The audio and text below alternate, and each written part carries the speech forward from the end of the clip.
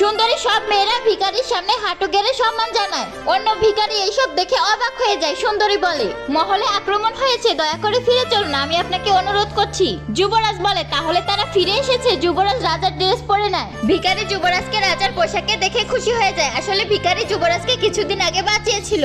যুবরাজ বলে, এবার আমাকে যেতে হবে, তোমার যদি কখনো সাহায্য লাগে আমাকে স্মরণ করো। তারপর যুবরাজ চলে যায়। কিছুদিন পর ভিখারি একটি দোকানে যায়। দোকানদার বলে, তোমার কি লাগবে? ভিখারি বলে, আমার একটি ললিপপ লাগবে। দোকানদার বলে, 20 টাকা। ভিখারি দেখে বলে, তার কাছে এত টাকা ছিল না। দোকানদার ওকে ফ্রিতে একটি ললিপপ দিয়ে দেয়। এতে ভিখারি শুকরিয়া আদায় করতে থাকে। পরে ওর কাছে যত টাকা ছিল সব দিয়ে চলে যায়। ভিখারি টফি খেতে খেতে যাচ্ছিল আর তখন একটি মেয়ের সাথে ধাক্কা লেগে যায়। পরে ওর ড্রেস সাফ করতে থাকে আর ওর বয়ফ্রেন্ডের রাগ হয়ে যায়। পরে ওকে একটি ঘুষি মেরে দেয়। ভিখারি ললিপপটি নিতেই যাচ্ছিল, মেয়েটি পা দিয়ে চেপে ধরে। পরে মেয়েটির বয়ফ্রেন্ড ওকে ফুটবলের মতো লাথি মারতে থাকে আর সবাই হাসতে থাকে।